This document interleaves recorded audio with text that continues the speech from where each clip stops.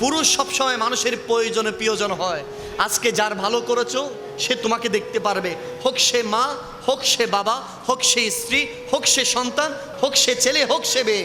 মনে রেখো পুরুষ তোমার জীবনে কখনো সুখ বলতে কিছু নেই। যতক্ষণ মানুষের কল্যাণে থাকতে পারবে, মানুষকে দিতে পারবে, ততক্ষণ মানুষ তোমাকে ভালোবাসবে। কথা বলেন ঠিক কিনা? মনে রাখবেন, পৃথিবীতে কেউ কাউকে মনে রাখে না, যতক্ষণ প্রয়োজন হয় ততক্ষণ মনে রাখে। মনে রেখো, পৃথিবীতে কেউ কখনো কারো প্রিয়জন হয়, প্রয়োজনে আপনজন হয়। সেজন্য কাউকে এত বেশি ভালোবাসবা না যে ভালোবাসা তোমার জন্য কাল হয়ে দাঁড়াবে। কথা বলেন ঠিক কিনা? বর্তমান পৃথিবীতে সবচেয়ে বড় সমস্যার নাম হচ্ছে ডিপ্রেশন, টেনশন। আছে এই মাহফিলে যারা আছেন, এমন কোনো ব্যক্তি আছেন টেনশন নাই? যার কাছে টাকা আছে এই ঘর বাড়ি নিয়ে টেনশন, যার কাছে ঘর বাড়ি আছে সে টাকা নিয়ে টেনশন, যার টাকা ঘর বাড়ি সব আছে সে ফ্যামিলি নিয়ে টেনশন, যার টাকা ঘর বাড়ি ফ্যামিলি সব আছে সে হয়তো আরেকটা জায়গা দিয়ে টেনশন।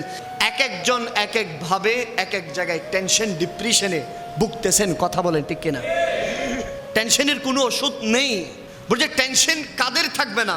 বলছে যারা দুনিয়ার প্রতি আসক্তি কমায় দিছে তাদের কোনো টেনশন থাকবে না। আচ্ছা, আল্লাহর কোনো ওলির টেনশন ছিল? বরঞ্চ আল্লাহর ওলিরা দুনিয়া থেকে মুক্তি চেয়েছেন, আখিরাতের বাদশা হয়েছেন। আপনি যদি টেনশন থেকে যদি বাঁচতে চান, তাহলে নবীর আদর্শ ছাড়া খোদা কি কসম আপনাকে কেউ বাঁচাইতে পারবে? নবীর প্রেম ছাড়া আপনাকে কেউ বাঁচাইতে পারবে? নবীর আদর্শ আপনার একমাত্র জীবনের সবচেয়ে বড় পাথেয়। কথা বলেন ঠিক কিনা?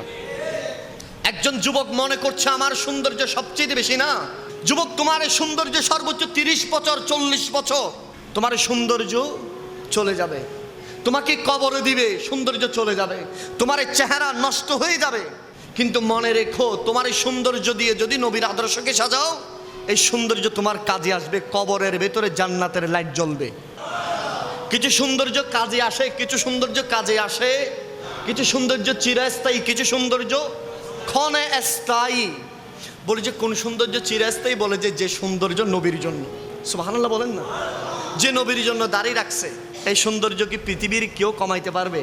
যে নবীর জন্য পাগড়ি পরছে, যে নবীর জন্য মিসওয়াক করছে, যে নবীর জন্য নিজেকে সুরমা দিয়েছে, নবীর জন্য সেজেছেন, বলে যে এই সাজ তাকে জান্নাতে নিয়ে যাবে।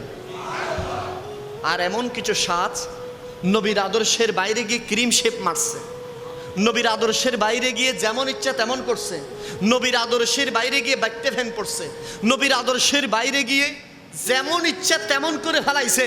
বলে যে সৌন্দর্য সর্বোচ্চ 30 বছর 40 বছর, তারপরে চেহারা কুচকে যাবে, তার কোনো সৌন্দর্যের দাম থাকবে না। সেজন্য আমরা সৌন্দর্য হব নবীর জন্য। বলেন ইনশাআল্লাহ। আরে যুবক, দু জাহানের বাদশা নবী যেই নবী জান্নাত দিবেন, সেই নবীর চৌকাঠ ছেড়ে অন্য জায়গায় কেন যাচ্ছ? সেই নবীর দামান ছেড়ে অন্য জায়গায় কেন যাচ্ছ যুবক? কায়নাতের ভিতরে তারা দামি হয়েছেন নবীর আদর্শের মধ্যে থেকে, নবীর দামানের মধ্যে থেকে।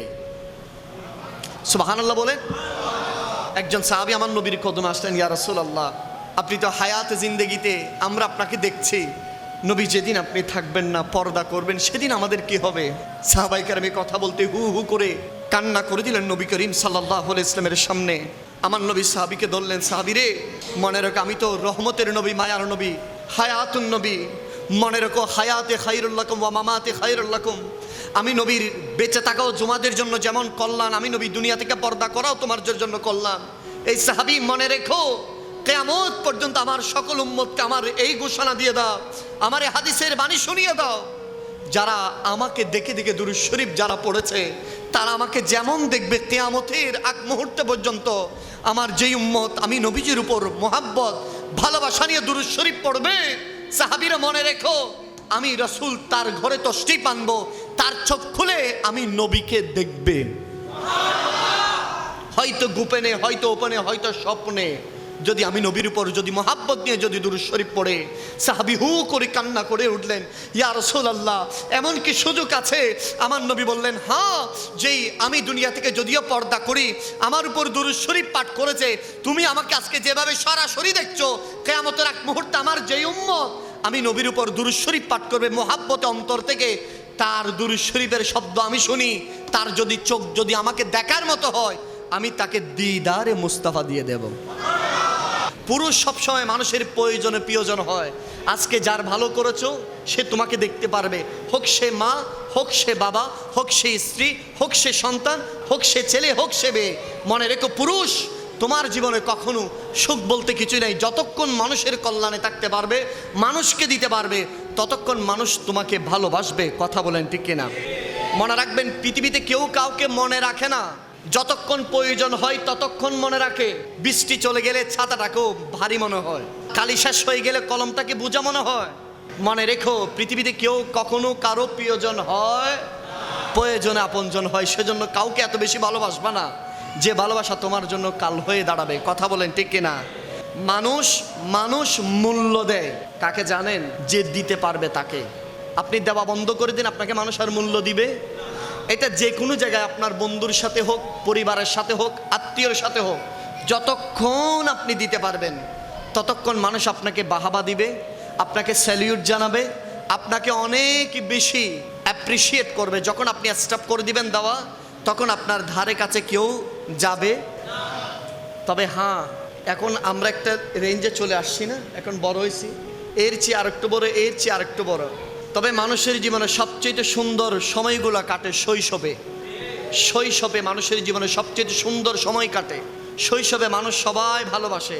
আপনি যখন আস্তে আস্তে বড় হবেন, আপনার ভালোবাসা কমতে থাকবে, হোক পরিবারের কাছ থেকে, হোক আত্মীয়ের কাছ থেকে, হোক আপনজন বন্ধু বান্ধবের কাছ থেকে। যত বড় হবেন তত কি হবে? আপনার প্রয়োজন বেড়ে যাবে, প্রিয়জন কমে যাবে। গুনাহের কাজ মানুষকে ধুমরে মুচড়ে আল্লাহ থেকে দূরে নিয়ে যায়। গুনাহের কাজ রসুল থেকে উম্মতকে দূরে নিয়ে যায়। গুনাহের কাজ আল্লাহ থেকে বান্দাকে দূরে নিয়ে যায়। কথা বলেন ঠিক কিনা?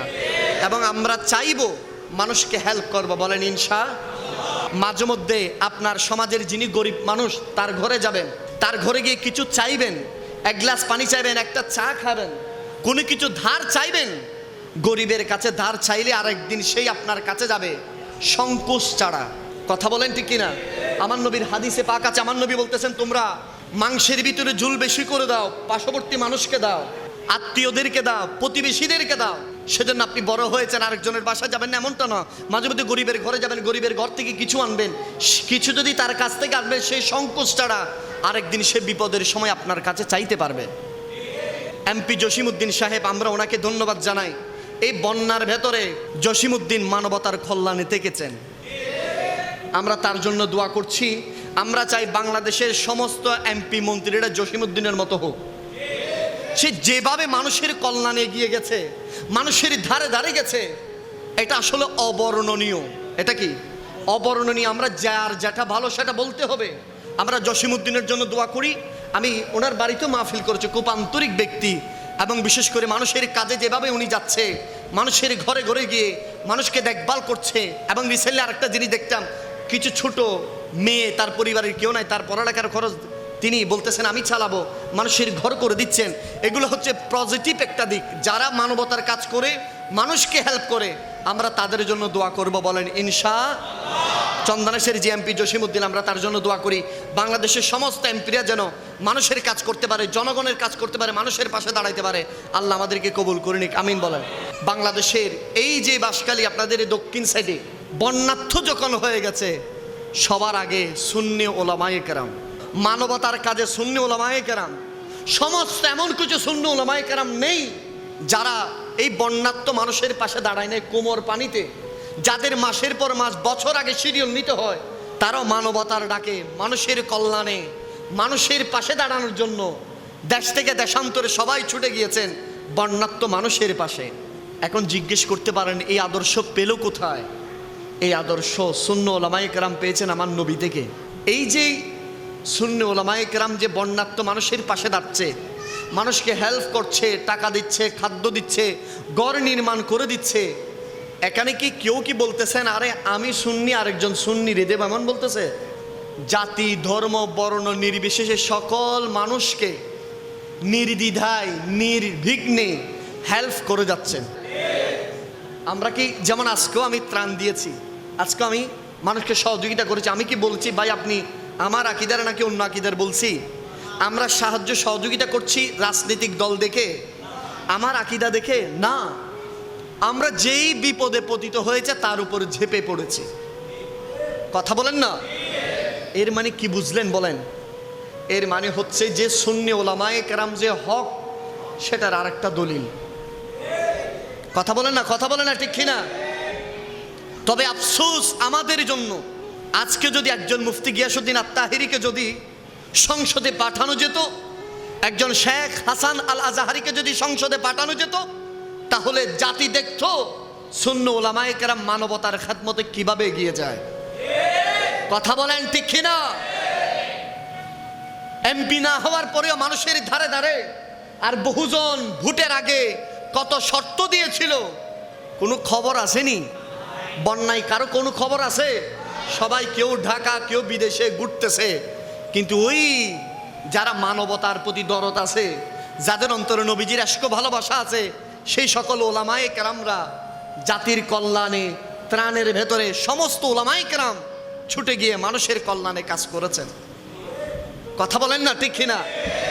আমাদের গাউসিয়া কমিটি বাংলাদেশ, আহলে সুন্নাহ ওয়াল জামাত, দাওয়াত ইসলামী, বাংলাদেশ ইসলামী ফ্রন্ট এবং আমাদের সমস্ত ওলামায়ে কেরাম, বিশেষ করে আমাদের আহলে সুন্নাত ওয়াল জামাতের হুজুর আল্লামা মঈনুদ্দিন আশরাফি এবং আমাদের নুসরা ফাউন্ডেশন, আমাদের শাইখুল হাদিস আল্লামা আবুল কাশেম ফজলুল হক হুজুর, মুফতি গিয়াসউদ্দিন আত-তাহিরি হুজুর এবং আল্লামা জয়নুল আবেদিন কাদরি, মুফতি গোলাম কিবরিয়া, আল্লামা এনাম রাজাল কাদরি সাহেব, সুলাইমান রজবি সহ সমস্ত উলামায়ে কেরাম নির্দ্বিধায় নিজের সবটুকু দিয়ে ঝাঁপিয়ে পড়েছেন মানুষের কল্যাণে। কথা বলেন না ঠিক কিনা? এর দিক কি বুঝলেন বলেন? এর থেকে বুঝলেন এই জাতির সর্বশ্রেষ্ঠ সন্তান হচ্ছে সুন্নি উলামায়ে কেরাম।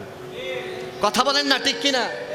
এখন বলতে পারেন হুজুর তো বাকিগুলা, আরে বাকিগুলার কথা তো আমি বলি না। বাকিগুলার মধ্যে এমনও আছে যারা শুধু ইউনুসকে আল্লাহর নবীর খলিফা বলেছিল। এ কথা বলেন ঠিক কিনা? যারা ইউনুসকে আল্লাহর খলিফা বলেছিল, যারা বলেছিল না ইউনুসের বিরোধিতা করা যাবে না, যারা বলেছিল ইউনুস আল্লাহ থেকে নির্বাচিত হয়েছে, নাউজুবিল্লাহ বলেন, সেই সময়কার আমরা বলেছি বাংলাদেশে মানুষের ঘরে ঘরে সুদ ঢুকানোর একমাত্র কারিগর, এর নাম ডক্টর ইউনুস। কথা বলেন ঠিক কিনা? আজ গ্রামীণ ব্যাংক দিয়ে শত শত মানুষ মারা যাচ্ছে, শত শত মানুষ পরিবার ঘর বাড়ি হারা হয়ে যাচ্ছে। এ কথা বাংলাদেশে কেউ বলে নাই সুন্নি ওলামায়ে কেরাম ছাড়া। অনেকে তো সুদের ওয়াজ পর্যন্ত ছাড়ে দিছে। কথা বলেন ঠিক কিনা? সুদের ওয়াজ পর্যন্ত ছেড়ে দিছে, কিন্তু সুন্নি ওলামায়ে কেরাম স্রোতের বিপরীতে গিয়ে মানুষকে হক কথাটা যারা বলেছেন তারা অলিয়া উলিয়ার প্রেমিকরা। কথা বলেন ঠিক কিনা? সেজন্য আমি আপনাদেরকে মেহেরবানি করে বলবো, জীবন যেদিকে যাবে যাক, জীবন যত দূর গিয়েছে, কোথায় গিয়েছে না গিয়েছে সেটা আপনি দেখার বিষয় না। দেখার বিষয় হচ্ছে আপনি কোথায় আছেন। কোন নৌকা কত দূর গিয়েছে সেটা বিষয় না, আপনি কোন নৌকায় আছেন। যেই নৌকা মদিনার দিকে যাবে সেই নৌকায় আপনি উঠেছেন কিনা। যদি হ্যাঁ আপনি যদি বলেন আমি মদিনার নৌকায় উঠেছি, তাহলে আমি আপনাকে হাজারবার ধন্যবাদ, সালাম, মোবারকবাদ। আপনার সে কিস্তি মদিনায় গিয়ে ঠেকবে। কথা বলেন ঠিক কিনা? আমার নবীজি বলেছেন পৃথিবীতে, দুনিয়াতে আমি দুইজনের ঋণ শোধ করা সম্ভব নয়, এর ভিতরে সিদ্দিক আকবর একজন। আমার নবীজি বলেছেন আবু বকর ওয়াজির ওয়া কায়েদু মিন উম্মতি মিন বাদি। আবু বকর আমার ওয়াজির, আমার স্থলাভিষিক্ত, ওয়া কায়েদু উম্মতি, আমার পরে আমার স্থলাভিষিক্ত, আমার উম্মতের জামিনদার হবেন আবু বকর সিদ্দিক। কায়নাতের ভিতরে আমার নবী থাকা অবস্থায় একটা জিনিস, সিম্পলি জিনিস বুঝলে আপনি বুঝে যাবেন। নবীজি মেরাজের রাতে নবীজি ইমামুল আম্বিয়ার মসলায় যাই নামাজে, আর মুক্তাদি সমস্ত নবীরা। আমার নবীজি কোথায়? ইমামতির যাই নামাজে। সমস্ত আম্বিয়া কেরাম কোথায়? মুক্তাদি বলেন না কোথায়? সবাই পেছনে। আদম আলাইহিস ইসলাম মুক্তাদি, নূহ আলাইহিস ইসলাম মুক্তাদি, ইউসুফ আলাইহিস ইসলাম মুক্তাদি, হারুন আলাইহিস ইসলাম মুক্তাদি, ইয়াহিয়া আলাইহিস ইসলাম মুক্তাদি, হাসকিল আলাইহিস ইসলাম মুক্তাদি, ঈসা, মুসা, ইউশা মুক্তাদি, ইব্রাহিম আলাইহিস ইসলাম মুক্তাদি। সমস্ত নবী রাসূল নবীর পিছনে একটাদা করছেন। আমার নবী ইমামুল আম্বিয়া, সুবহানাল্লাহ বলেন। মানে সমস্ত আম্বিয়ায়ে কেরামদের যিনি ইমাম, তিনি আমার আপনার স্বপ্নের নবী। আর সেই রহমতের নবী পৃথিবীতে একজনের পেছনে ইক্তাদা করেছেন, তিনি হচ্ছেন সিদ্দিক আকবর। আরো জোরে জোরে জোরে বলেন।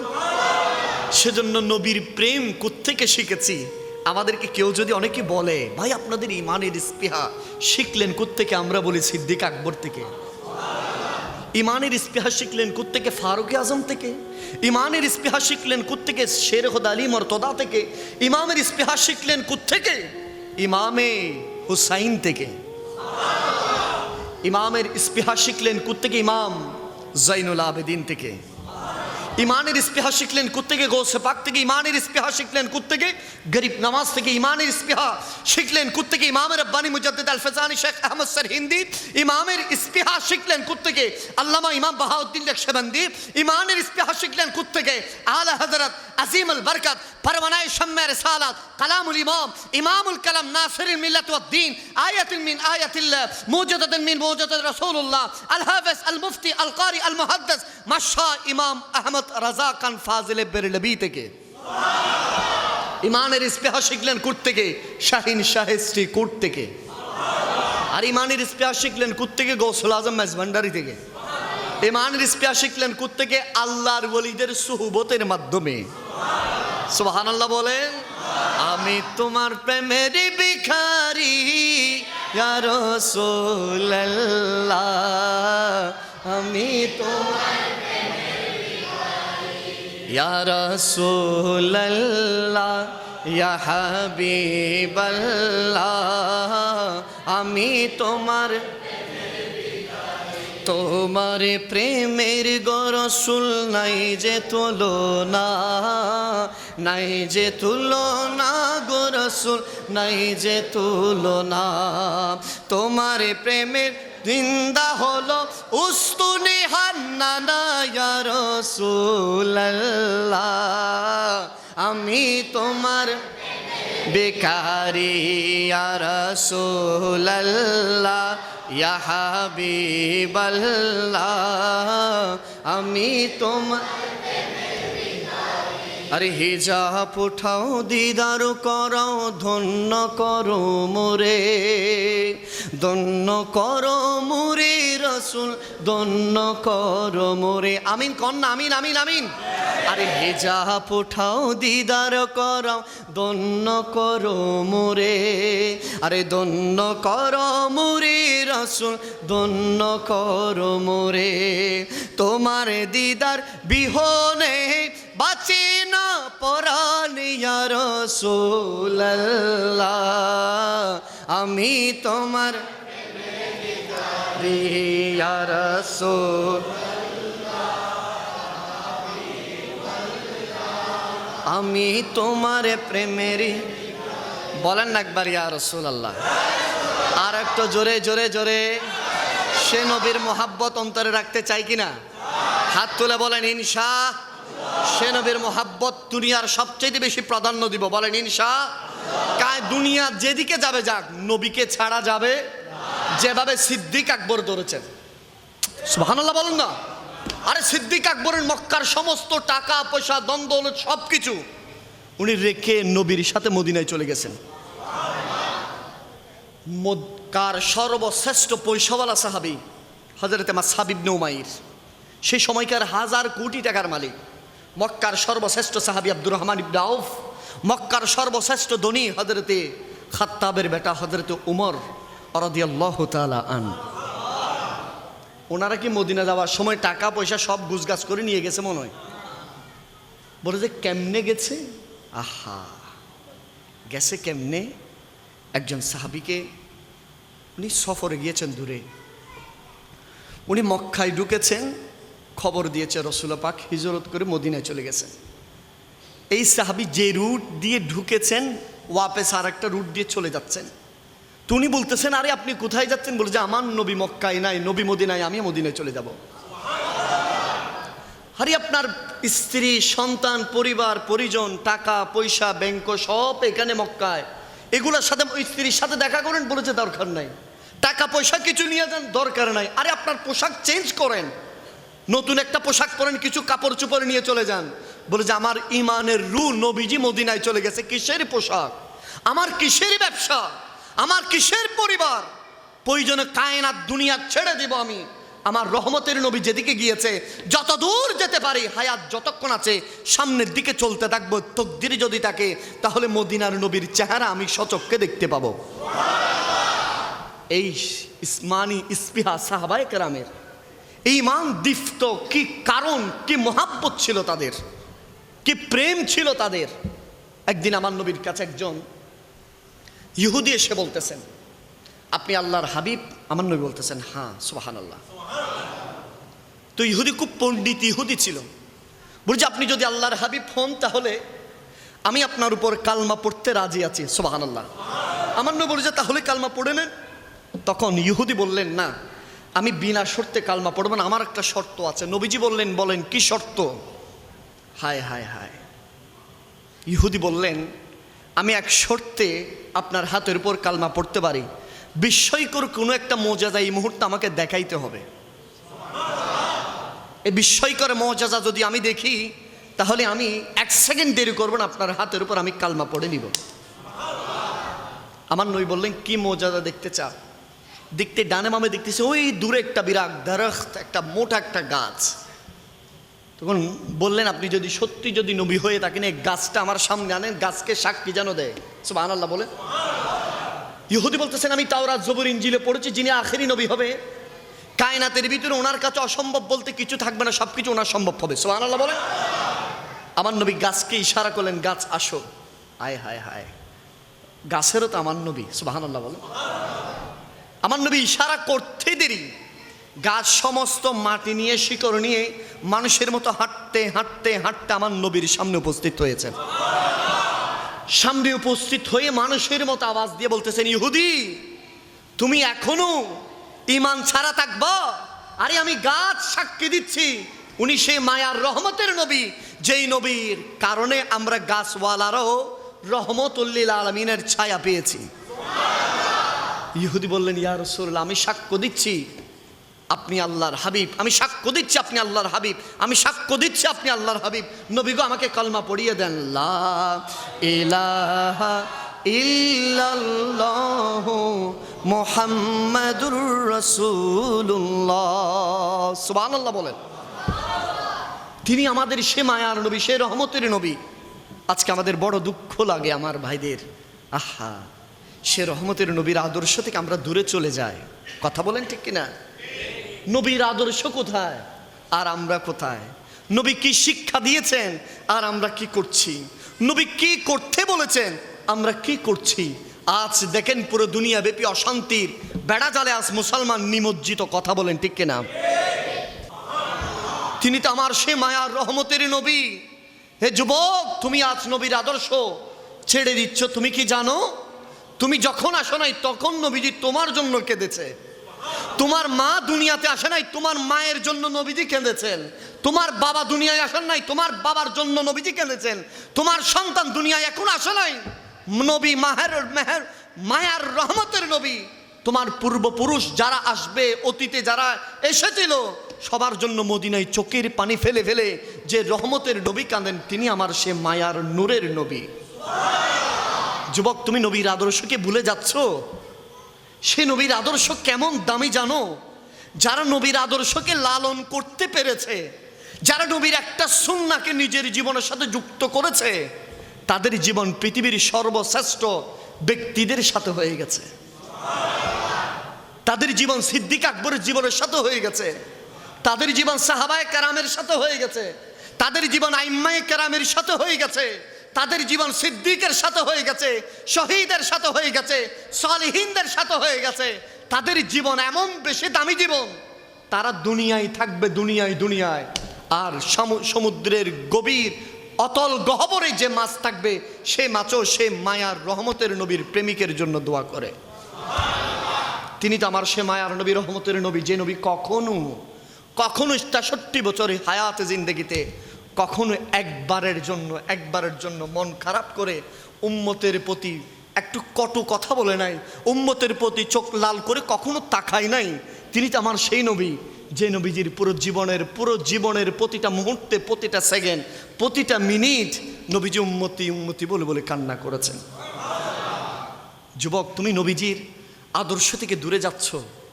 পৃথিবীর সর্বশ্রেষ্ঠ গুণী যারা, তুমি বলো, সে গুণী মানুষরা বলেছেন পৃথিবীর সর্বশ্রেষ্ঠ ব্যক্তি হচ্ছেন নবীজি।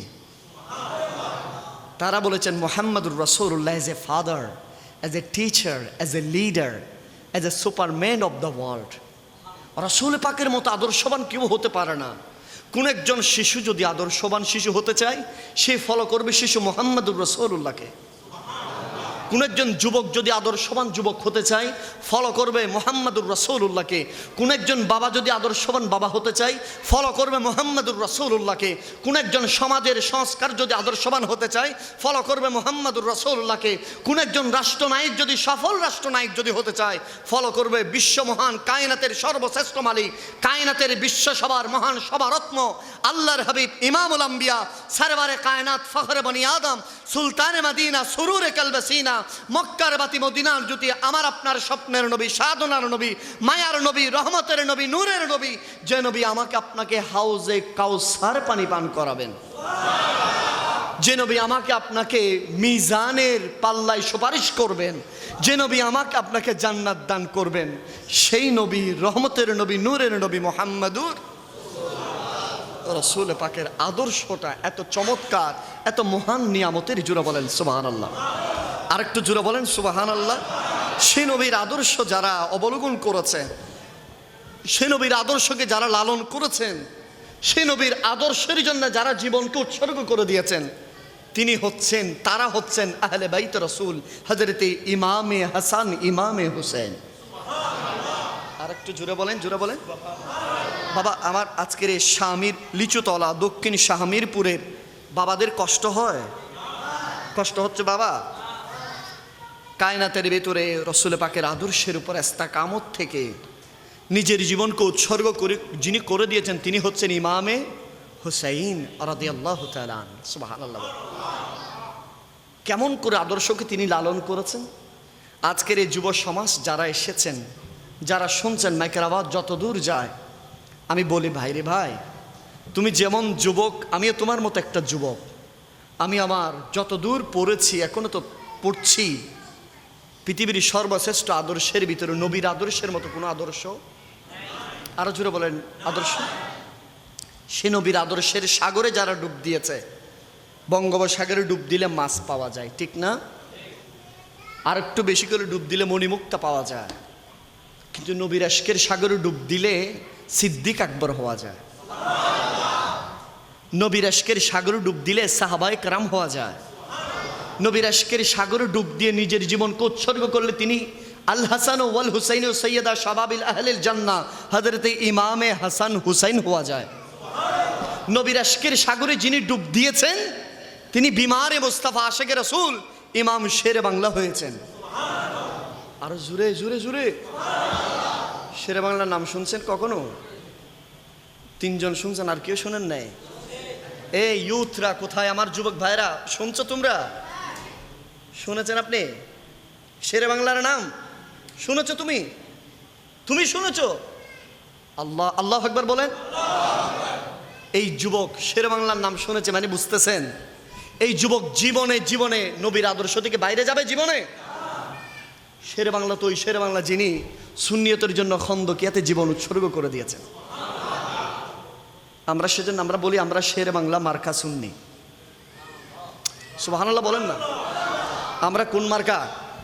শেরে বাংলা মার্কা, যেখানে কোনো ভেজাল, কোনো ভেজাল, আরো জোরে বলেন ভেজাল, আর অন্য অন্য জায়গায় ভেজাল কিছু কিছু আছে। শেরে বাংলা পিওর পিওর একদম সোনা একটা আছে না, একদম পিওর 24 ক্যারেট। কথা বলে না, ঠিক কিনা বলেন? একদম একদম পিওর, কোনো ভেজাল। 18 ক্যারেটে হালকা পাতলা ভেজাল আছে, 20 ক্যারেটে ভেজাল আছে, কিন্তু 24 ক্যারেটে কোনো ভেজাল। সুন্নিরা হচ্ছে 24 ক্যারেট। আর একটু জোরে জোরে বলেন, যেটার ভিতরে কোনো ভেজাল। আরো জোরে বলেন কোনো ভেজাল। যেই তরিকায় আমরা যাচ্ছি সে তরিকায় শেরে বাংলা গেছেন, সে তরিকায় সৈয়দ আহমদ শাস্ত্রী কুটি আছেন, সেই তরিকায় গৌসুল আজম মেজ ভান্ডারী। কথা বলে না, কথা বলে না। আচ্ছা আপনারা আমারে বলেন, একটা ছোট্ট একটা, মনে করেন আল্লাহর ওলিদেরকে মানে না, এরকম শামিরপুরে অনেকজন আছে না? কথা বলে না, আছে। আনোয়ারায় অনেকজন আছে না? আছে। কিন্তু দিন শেষে দেখবেন সে কঠিন সম্মুখীন যখন হয়ে যাবে, দূর দেখি সিটাং মেডিকেলে নাকি মুসনলিয়ার দরবারে। কথা বলে না। যাই কোথায়? মুহসেন আউলিয়া। আর একটু যদি সুযোগ তাই কুতুবদিয়া মালেক শাহ হুজুরের। আর একটু সুযোগ থাকলে জামিয়া। আর একটু দূরে গেলে মেজবান্ডার। কিরে ভাই আপনি মেজবান্ডার আসছেন? বলছে ভাই বিপদে এমন পড়ছি, বহুত কিছু ঘুরছি, বহু জায়গায় গেছি, কোনো উপায় নেই। জামিয়া, মেজবান্ডার, আমানত শাহ, মিসকিন শাহ, মুসনলিয়া, মালেক শাহ ছাড়া। আরো জোরে বলেন না। এরকম ফমান কি আপনারা পাইছেন কখনো? আমার কাছে ডজনের ডজন আছে। তুই ভাই আপনি বলে যে বিপদ কাটি গেছে, এরা বন্ড। কথা বলেন না। বিপদ কাটি গেছে কি বলে? আরে এখানে যাই বন্ড। আবার বিপদ পড়ছে, আবার দুধ দিছে। সুবহানাল্লাহ বল। তুই ভাই আপনার বিপদের সাথী যারা, তারা আপনার কঠিন মুহূর্তে তাদেরকে ধরেছেন, মানে তারা হচ্ছে হক। কথা বলে না। তারা হক, তাদের দরবার আপনি গিয়েছেন, হক তারা। তুই এইভাবে বিপদে বিপদে না দূরে একত্রে নিয়ে নেন না। একত্রে নিয়ে নিলে তো অলিদের গোলাম হয়ে যাবেন, যেভাবে অলিদের গোলাম হয়েছেন শেরে বাংলা। যারা অলিদের গোলামিয়াতের ভেতরে নাম লিখিয়েছেন তারা দুনিয়ার সর্বশ্রেষ্ঠ 22 ক্যারেট নয়, 24 ক্যারেটের এটা। যাদের দিল থেকে শেরে বাংলা বের হবে না, যাদের দিল থেকে নবীজি বের হবে না, যাদের দিল থেকে ইমাম হুসাইন বের হবে, প্রয়োজনে টাকা না থাকতে পারে, পয়সা না থাকতে পারে, ধন না থাকতে পারে, দৌলত না থাকতে পারে, কিন্তু নবীজি বের হবে। কথা বলেন, বের হবে না। এবার শোনেন, নবীজির একজন সাহাবী, তিনি মদিনায় ছিলেন, খুব গরিব সাহাবী, একদম গরিব। তো মদিনার ভিতরে কিছু মুনাফিক এবং যারা ইহুদি ছিল তারা ওনাকে বলতেছেন, ওনার সাথে কাজ করতো খেজুর বাগানে, আচ্ছা তোমার যে নবীকে তুমি এত ভালোবাসো, সে নবীকে তোমাকে কি দিয়েছে বলো। তো সাহাবী, এখন উনি গরিব সাহাবী, উনি বলতেছেন আমাকে তো কিছু দেয় নাই, আসলে আমাকে তো আমার নবীজির এমন কিছু নাই যে আমাদের 10-20টা খেজুর বাগানও দেয় নাই, অনেকগুলা ঘোড়াও দেয় নাই, বকরিও দেয় নাই, কিছু দেয় নাই। তো ইহুদি বলতেছেন আর তুমি যদি আমার ধর্ম যদি পাইতা বা আমার ধর্ম গ্রহণ করতা, আমার অনেকগুলো ওটা সেখান থেকে কিছু উট তোমারে দিয়ে দিতাম, আমার অনেকগুলো খেজুর বাগান, সেখান থেকে কয়েকটা খেজুর বাগান তোমারে দিয়ে দিতাম। হ্যাঁ তুমি পাও নাই, পাও নাই। নাউজুবিল্লাহ বলেন। এখন নবীজির সাহাবীর এ কথা শুনে ভিতরে ইমানের বিক্রি চলে আসছে, একটা তেজ চলে আসছে। তিনি বলতেছেন ইহুদিকে, ইহুদি আমি তোমার বাগানে হয়তো চাকর হতে পারি, তুমি আমার দুনিয়াবিভাবে তুমি আমার মুনি, মনে রেখো নবীজি আমাকে খেজুর বাগান না দিতে পারে, উট না দিতে পারে, তবে হ্যাঁ নবীজির হাতের উপর আমি যেদিন হাত রাখছি, হাই হাই হাই, আল্লাহ আমার চোখের পর্দা সেদিন তুলে নিয়েছে, জান্নাতুল ফেরদৌস আমি দেখতে পেয়েছি। নবীজি হয়তো দুনিয়া আমাকে খেজুর বাগান দেয় নাই, হয়তো আমি অনেক পয়সাওয়ালা না, তবে মনে রেখো আমি দুনিয়ায় আছি, আল্লাহ আমার নামটুকু জান্নাতীদের মধ্যে লিপিবদ্ধ করেছেন। আল্লাহু আকবার বলেন। সে নবীর আদর্শ, মোহাব্বত, প্রেম, ভালোবাসা কায়নাতের ভিতরে যারা নবীর জন্য কোরবান করেছেন তারা সৃষ্টি জগতের সর্বশ্রেষ্ঠ হয়েছেন। সুবহানাল্লাহ বলেন। যেভাবে ইমামে হুসাইন, জোরে বলেন, জোরে বলেন, झुकाता जो सरबा रेगाहे खुदा में, वही सर कलमी हो गया करबला में, शहादत की मंजिल को पाया है मैंने, मैं मुर्दा नहीं हो जिलाया मुझे को फवालो मुसाफिर, मैं आया नहीं हो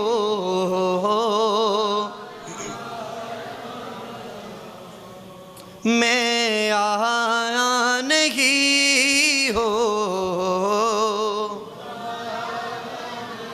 खुदा जाने कैसी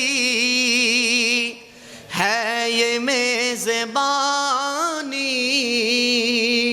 बहातर पियासो कहे बंदे पानी। अल्लाह अकबर बोलें। मुक़द्दर में है हो जे काउसर का पीना मैं प्यासा नहीं हो আমি এমনিতে আসিনি দাওয়াতে এসেছি। বলেন মারহাবা, আরো জোরে বলেন। বাবা কষ্ট হয় আপনাদের? কষ্ট হয়? আমি যে বিষয়টা এটা বুঝে আসছে, নবীর আদর্শ ছাড়া কোনো পথ, আরো জোরে বলেন, নবীর আদর্শ ছাড়া কোনো পথ, নবী ছাড়া শাফাআতকারী কেউ, নবী ছাড়া কেউ বাঁচাইতে পারবে, নবী ছাড়া কোনো উপায়। সেজন্য সুন্নিদের দুজাহানে পরিচয় নবীর গোলাম। আমাদের ওই পিছনে, আপনারা বলি পিছনের ভাইরা আমার কথা বুঝছে? বুঝছে ওরা? যুবকরা তোমরা বুঝছো? দুজাহান আমাদের পরিচয় কি হবে? হ্যাঁ, নো বুঝে দে মাল্লা না, আবাস নঈদ দে। বলেন দুজাহানের পরিচয় কি হবে আমাদের? নবীর, জুড়ে আরেকটু জুড়ে, এবার সবাই মিলে আরেকটু জোরে। এছাড়া কোনো পরিচয় আমাদের, এর বাইরে কোনো পরিচয় আমাদের। কেউ অমুক হয়েছে, তমুক হয়েছে, অমুক সাপ তমুক সাপ, যা কিছু হয়েছে। বলেন আপনাদের এলাকার একজন চৌধুরী সাহেব মারা গেছে, আমার হুজুর আল্লামা মৌলানা এনামুল হক আল কাদরি সাহেব মৃত্যুর পরে বলবেন অমুক বহুত বড় পয়সাওয়ালা মারা গেছে, বলবে নাকি মরহুম অমুক সাপ। মরহুমে সব কিছুরে কি করে দিবে? বিনিশ করে দিবে, শেষ করে দিবে, শেষ। কিন্তু দুনিয়ায় একটা পরিচয় শেষ হয় না, এটা মৃত্যুর পর আরো বাড়ি যায়, এটা নবীর গোলামের পরিচয়। মৃত্যুর পর আর কি বাড়ি যায়? জোরে বলেন, মৃত্যুর পরে আর একটু বেড়ে যায় নবীর গোলামের পরিচয়। সেজন্য আমি বলবো মেহেরবানি করে যুবক ভাইয়ের, আমার ইউথদের জন্য খুব ইম্পর্টেন্ট এই কথাটা। ইউথ মনে রেখো, আমার আল্লাহ তোমার জন্য একটা আদর্শ দিয়েছেন। সে আদর্শ হচ্ছে লাকাদ কানা লাকুম ফি রাসূলিল্লাহি উসওয়াতুন হাসানা। নবীর আদর্শের বাইরে তুমি চলতে পারবে? চলতে পারবে না। আমি বুঝি না আমার যুবক ইউথরা কিভাবে অমুক দল তমুক দল, অমুক প্লেয়ার তমুক প্লেয়ারে ফলো করে। আওয়াজ তিনজন দিছেন মাত্র, কথা বলেন। আমি আপনাদেরকে একটা হাদিস শরীফ বলি। দাজ্জাল যখন দুনিয়ায় আসবে তার কপালের ভিতরে কাফের লেখা থাকবে। তার কপালে কি লেখা থাকবে? কাফের লেখা থাকার পরেও বহু মানুষ তার দিকে কি হয়ে যাবে? ধাবিত হয়ে যাবে। তাকে মানবে, জানবে, বুঝবে। সে যেমন বলে তেমন শুনবে, কিন্তু তার কপালে কি? কাফের লেখা থাকবে। তারপরে দাজ্জালের অনুসরণ তারা করবে। আজকের এই দিনও সেম হয়ে গেছে। কিছু কিছু ফুটবল প্লেয়ার যারা দাজ্জালের একটা ভার্সন নিয়ে চলে আসছে, যাদের ট্যাটু এক চোখের দাজ্জালের নিদর্শন, যাদের কর্মকাণ্ড ইহুদি খ্রিস্টানদের নিদর্শন, কিন্তু যুবক সবাই রে বাদ দিতে পারে, খেলোয়াড় রে বাদ দিতে পারে। আফসোস যুবক তোমার জন্য, শত আফসোস তোমার জন্য। হায় হায় হায় যুবক, তুমি ওই দাজ্জাল আসলে মনে হয় দাজ্জালকেও তুমি তোমার মনের সবচাইতে প্রায়োরিটি দাজ্জালকে দিবা। আজকে যে খেলোয়াড়কে তুমি প্রায়োরিটি দিচ্ছ সেটা দাজ্জালের একটা ভার্সন। কথা বলেন ঠিক না? এক ছেলেকে প্রশ্ন করছে সাংবাদিক, বলেন আপনার বাবারে বেশি ভালোবাসেন না মেসিরে বেশি ভালোবাসেন? হাই, এ ছেলে গলা ফাটিয়ে বলতেছেন আমি আমার বাবা থেকে মেসিরে ভালোবাসি, মেসি বাবা বেশি বাবা। নাউজুবিল্লাহ বলেন। কেমন কুলাঙ্গার হলে হতে পারে? হে যুবক, তোমাকে তোমার বাবা দুনিয়া দেখিয়েছে, নিজে না খেয়ে খাওয়াইয়েছেন। কোথায় ল্যাটিন আমেরিকার একটা দেশ, একটা প্লেয়ার, তার তুমি বাংলাদেশ থেকে চিল্লাচ্ছ আব্বা বলি বলি। আছে একবার বাবা বলে যদি নিজের বাবারে ডাক দিতা, সে বাবার অন্তর খুশি হতো, তোমার জন্য জান্নাত লিপিবদ্ধ হয়ে যেত। আজ যদি এরকম বাবা বলে যদি নিজের বাপরে যদি ডাক দিতা, সে বাবা বলতো আমারে পুত্রে জুনিয়া দেখাইছি আমি সার্থক, নিজে না খাই খাওয়াইছি সার্থক, নিজে না পড়ে পড়াইছি সার্থক হতো। আজ তোমার মতো কুলাঙ্গার, তুমি কোথায় একটা দেশ, যে দেশ সম্পর্কে তুমি জানো না, খেলোয়াড়কে দেখো না জীবনে, তারে তুমি তোমার বাবার চেয়ে বেশি সম্মানিত করে ফেলতেছো। তুমি তো ফোলানা রে বাবা, তুমি তো যুগশ্রেষ্ঠ একজন সর্বশ্রেষ্ঠ কুলাঙ্গার। এ কথা বলো ঠিক না বলো? আফসোস লাগে আমাদের। শত আফসোস। এটা আমি জানি না আসলে নেইমার উগ্র আছে না, মানে আমি মেসির নাম নিছি সেজন্য ব্রাজিল খুশি হয়ে গেছে। ও মাইরি, এখন আপনারা ব্রাজিল মেসি এগুলো আছে, ব্রাজিল বলেন, আর্জেন্টিনা বলেন, নেইমার বলেন, মেসি বলেন, এগুলো সবটা একই সূত্রে গাথা। কথা বলেন না, ঠিক কিনা? মুসলমানের ছেলে কেমনে নেইমারকে ফলো করে? মুসলমানের ছেলে কেমনে এই মেসিকে ফলো করে? কথা বলেন ঠিক কিনা? আরে তুমি তার সাথে তোমার কোনো কিছুই মিল নাই, সে তোমার বিপরীতে মুসলমানকে ধ্বংস করার জন্য যে ইসরায়েল ফিলিস্তিনিদেরকে হাজার হাজার প্রায় ৭৫,০০০ শিশুকে মেরে ফেলেছে, হত্যা করেছে, সেই ইসরায়েলের পক্ষে তোমার এই খেলোয়াড়গুলা দাঁড়িয়েছে। কথা বলেন ঠিক কিনা? আপনারা দেখেন নাই? দুরূদ শরীফ পড়েন, সালাতুনিয়া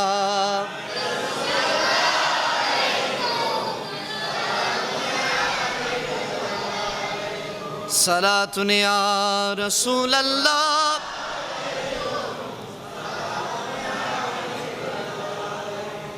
খেলার সময় সবাই ইসরায়েলের পতাকা দেখেন নাই? দেখছেন নি? কথা বলে না, দেখছেন? দেখছেন নি আপনারা? আর্জেন্টিনার খেলার সময় সবাই ইসরায়েলের পতাকা দেখছেন নি? আরো জোরে বলে না, দেখছেন নি?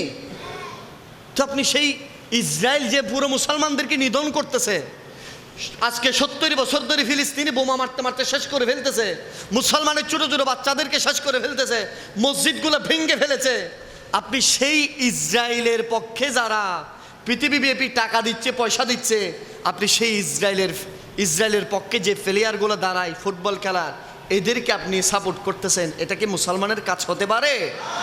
কথা বলেন, হতে পারে? এই যে ফাইনাল খেলা চলবে আর্জেন্টিনা এবং আরেকটা কি,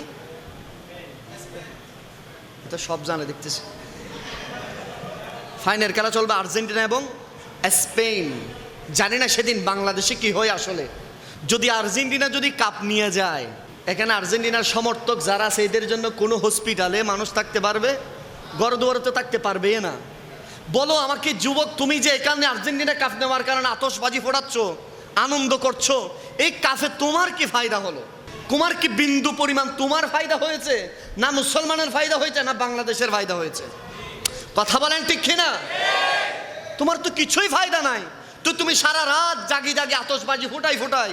অসুস্থ মা আছে মানুষের ঘরে, অসুস্থ ছেলে আছে মানুষের ঘরে, অসুস্থ মানুষ আছে, তুমি সেখানে আতশবাজি ফুটাই, স্লোগান দি আর্জেন্টিনা বলি মেসি বলি যে চিল্লাও।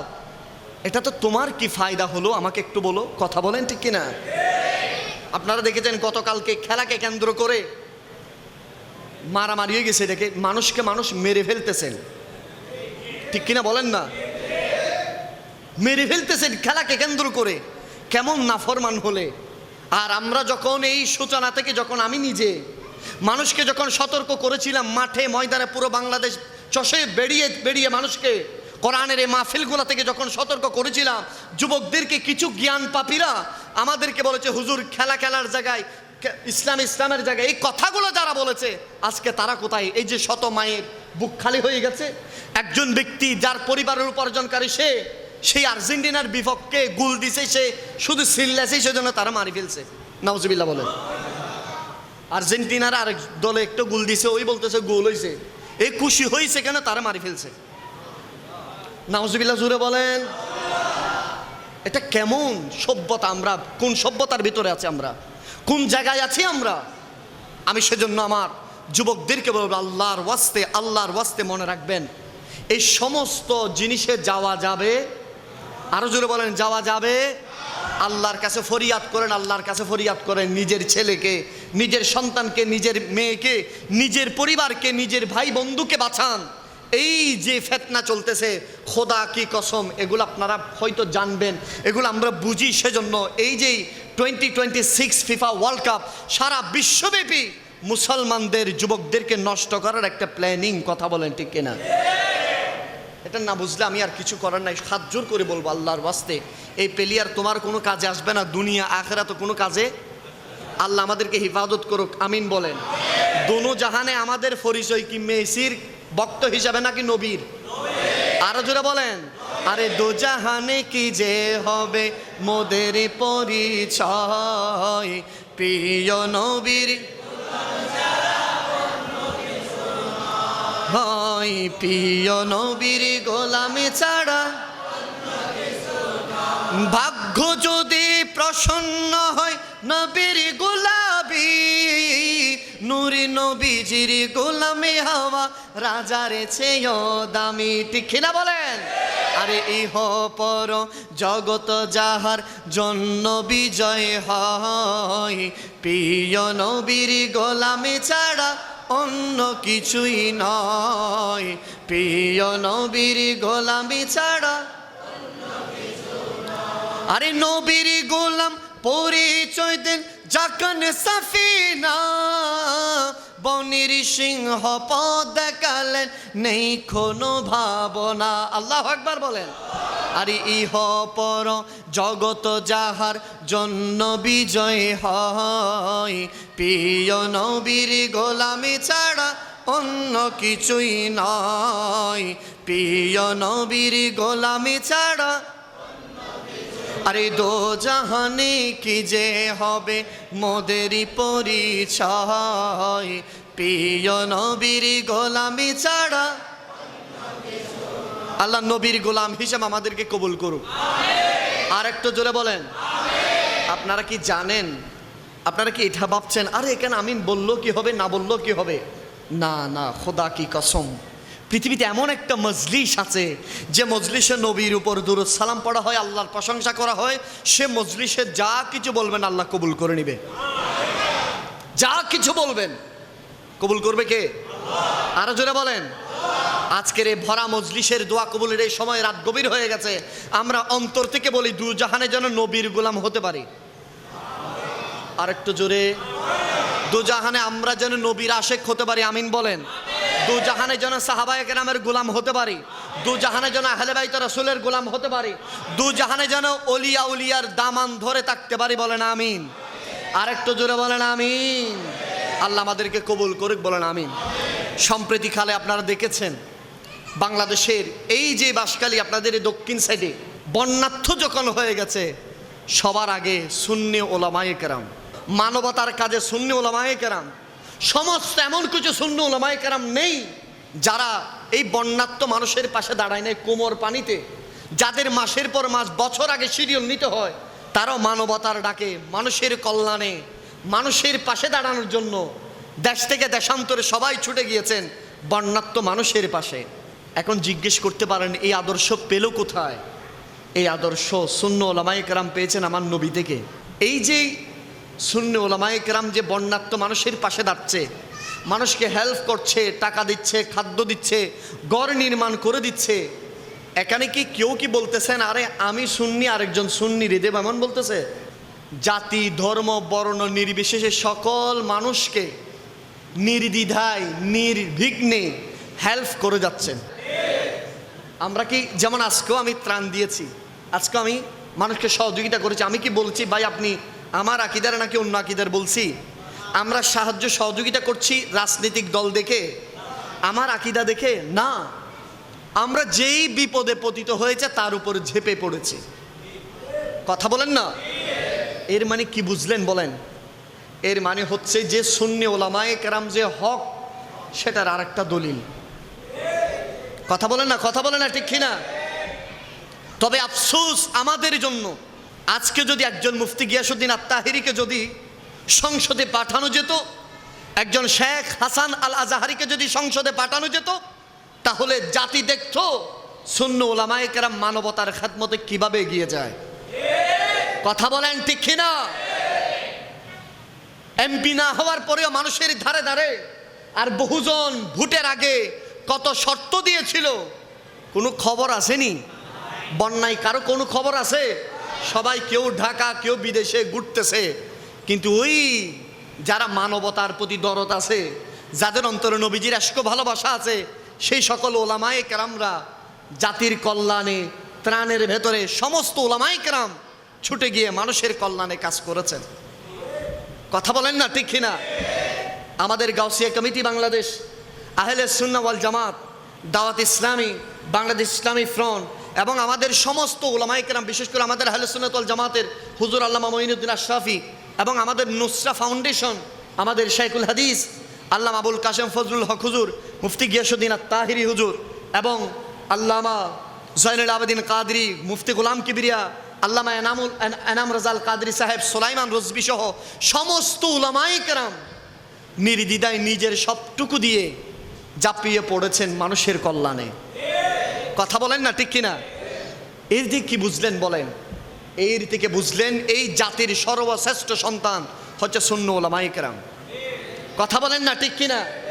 এখন বলতে পারেন হুজুর তো বাকিগুলা, আরে বাকিগুলার কথা তো আমি বলি না। বাকিগুলার মধ্যে এমনও আছে যারা শুধু ইউনুসকে আল্লাহর নবীর খলিফা বলেছিল। এ কথা বলেন ঠিক কিনা?